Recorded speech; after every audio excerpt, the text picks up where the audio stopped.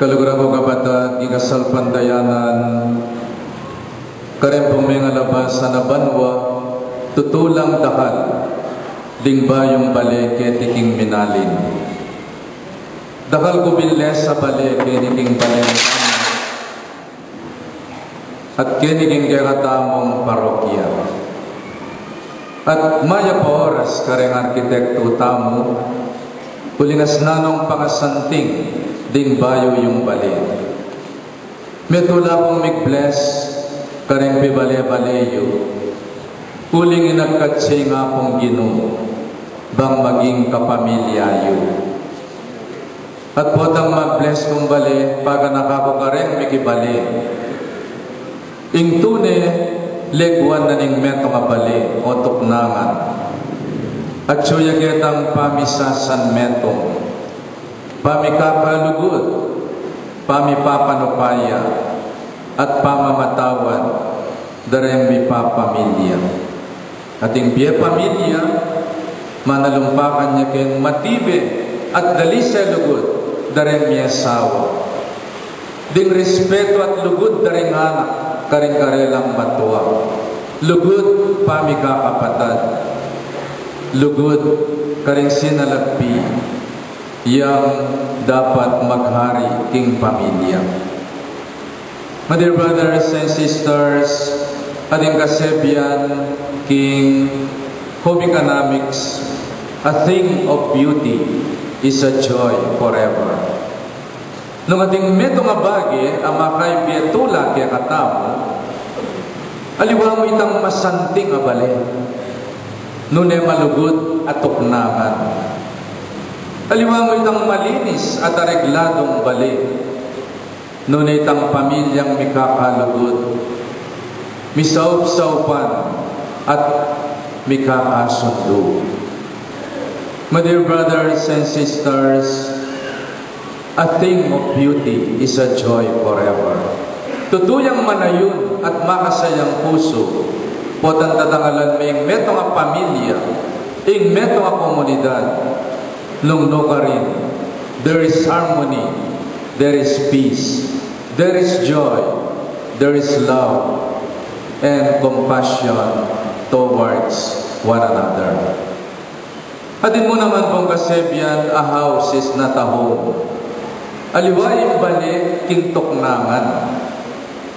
Ing house, may gawaya king bato, king simento, king yero, at miyayaliwa pang materialis, bakal at miyayaliwa pa. Pero yung metong ako, pugad na yung lugod. Nung luka rin, maghari yung pamisan metong kapayapan, kilog na ning pamilya. So much so, ing bali, aliwayag yung toknangan. Ing bali, materialya mo. Pero yung toknangan, metong yung lugar, nung luka rin tutok ng intakot mo, huling balo mo, kaya biya mo rin pengari mo, huling balo mo, kaluguran na ka rin pengari mo, tutok ng intakot at insecurity mo, huling balo mo, kaya biya mo rin pamilya mo, banggit naman tabi laki ka, busan ng tula, lungkot, ligaya, tagumpe, at kabiguan na nagpili. Ngayon pong gasto rin tamo ngayon Domingo, dindang tamo ng makananong may panting ya balugbuging Ginoo, may kapali ya buntok. Inyangigit na igbali ng ipala, gewa na yung palengki. Nga namin gewa na ng Ginoo, ginawa yung pamaro, king mapi na nakapirasong lubi, penabi ng lumwal king templo, pati na rin baka, tupa, at pinyang bulat ding pera na rin talapag libe kwarta. At nalaning kasulatan, may kakaluko ko puso, king pamagmalasakit, king pibali-balita. We take pride in the fact that last August 27, 2011, yung kakatamong malagong pisamban ng Santa Monica, may deklaraya National Cultural Treasure. Pero tandaan tamo po, ing tune kayamanan tamo. Yabi niya kasalpantayanan. Yabi niya kiratang pamikakalugod. Yabi niya mabiye komunidad. Inimpisang bantamo, gawaya kay miyaya walang bricks, yero at miyaya liwapa. Pero tandaan tamo, the church is not only the building, the church is people. The church is community. At itamo yung komunidad ayan.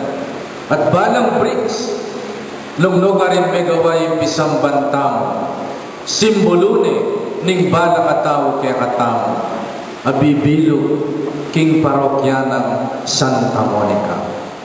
Medyo nga kayagkatan, bang lalo yung pumabye ing komunidad tamo. Medyo yung kayagkatan as a living church, parangalan tayong Diyos. Kapamilatan da rin kaya katamong mayak adapat, parangalan tayong Diyos. E mo kapamilatan ng malaguta mong pisamban, parangalan tayong Diyos. Po tayong komunidad tamo, mabiyaya kasalpantayanan, mikakalugod tamo, mipapanupaya tamo, mipapanantabi tamo. We are a pilgrim church, walking towards the new heaven and the new earth. My dear brothers and sisters, mikakaluko puso, king pamagmalasakit, king pibale-bale mo. Malasakit, king bale ng Diyos. Malasakit ka rin pamilya tamo, yang kayadwanan, ning Ginoo tamo ngayon.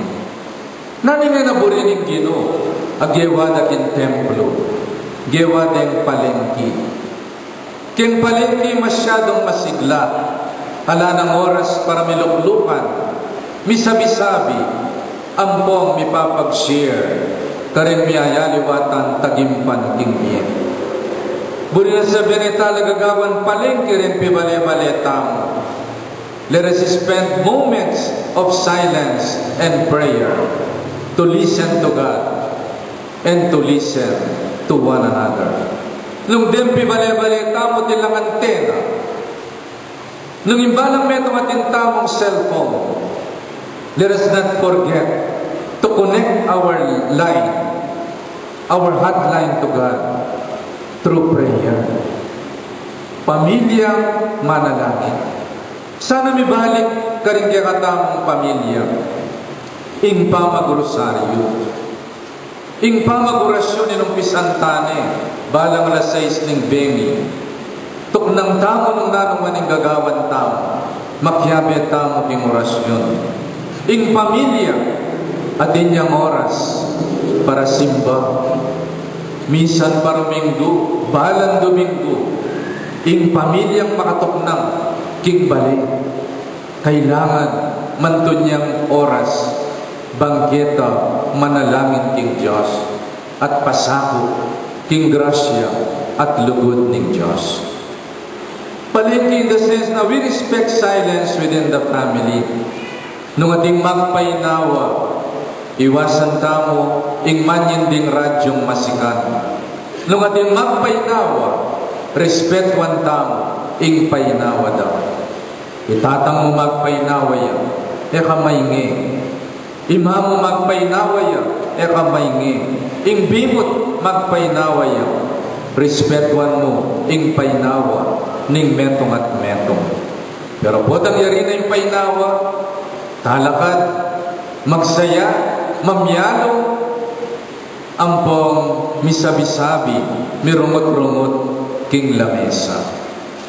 But dear brothers and sisters, pinabino ning ginuring baka, deng tupa ang poreng pati-pati, uling gewa deng kural, ing balena ning Diyos. At nung ating baka, mas kinoka rin, magdinatla, as nanapin kabulok. Podan din baka magdinatla, mas kinoka rin. Podan din pati-pati magdinatla ka rin awa. Karing paspul at miyaya wapa, datang la rin lamo, makadiri ang templo, uling kalat-kalat, ing dinat daring baka, tupa, ampong pati-pati. My dear brothers and sisters, let us exercise proper waste disposal within our home. Bangkit tayo kumalat ng mikrobyo, ampoy sakit, proper waste disposal. At sana ingatan tayo ng ilugtang. Bangkit tayo maging basura ng ilog. Hetaman og se basura king ilog. At ingatan tayo rin bale-bale tam, king sanitation. Bangil at datang ring lam, at emikalat ing mikrobyo. At penwag no rin lamesa daritang maglibek walta, huling mapamirahit lang. Let us observe honesty within the home. Iwasan sanang mangupit. Mag-interesting gamit na rin kapatad mo. Mangwang gamit ay keka. Mangupit kempita ka ng imam. Kempita ka ng asawa mo. Kempita ka na ng kapatad mo. Honesty within the family. So my dear brothers and sisters, as nanay pong kasanting in kiratamong gospel message ngayon, huwag in templo na ng Diyos at tutamong pakamalan. In templo na ng Jerusalem, pe pakamalan din ng munano ring Hudyo. It was the symbol of their national unity. It was the symbol of their love for God. Pero mira si panahon ng templo ini, melasakya, bangketa, pawagada ka rin Israelita. Kailangan ng Diyos, ing kaligtasan, mipamye, karing sablang bansa. Buriteng sarili ng den Israelita yung apong ginong. Buriteng ikulong ka rin four walls of the temple of Jerusalem. But that could not be. God is not only a God for the Israelites. God is a God for all nations. Melasakin templo, bangkit ng Diyos, mirasya ka rin sablang tao, king mabilog ayan. Within the four walls of our church, let us go out into our community. And we have the Compassion Center of the Sacred Heart, catering to the needs of our brothers and sisters. Ketana mo sana sa sarilinan, ing kasalpantayanan tamo. Dingkalang ning kaligtasan, idaketala, karing galupatamong tao. This is the living church. The church with a heart. The church that has compassion towards other people. At sana rin pamilya tamo, maging domestic church lang. Nungno ka rin, ating time for prayer, time for service, time to listen to the Word of God, time for compassion for one another. Talakad tao.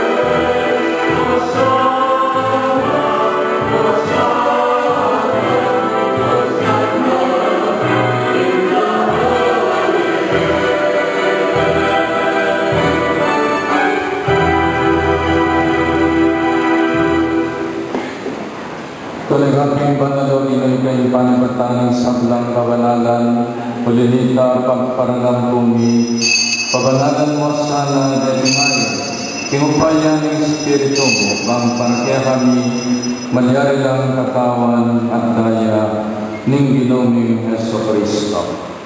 bayay daon kusang do, king pamaylasa at kamatayan.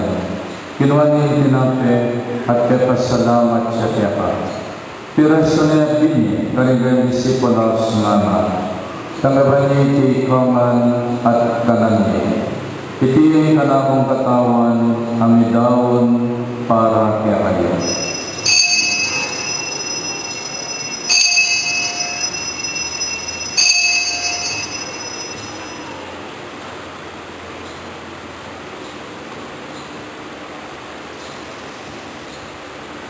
Makanin mo naman kay Bad ng Apunan, kinuha niyong kalis, pasibayo yung kapasalamat kaya, at biniling kalis, karingan disipulos nga tagaban niya iti ikoman at minungko kaniti.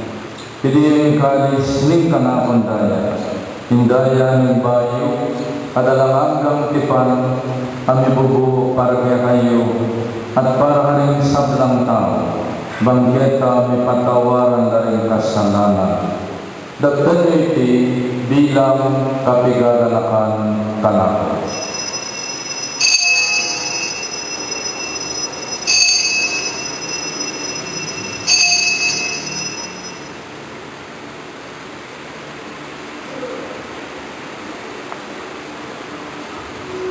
Ipasyag kayo ng misteryo ng kasalpangkayanan.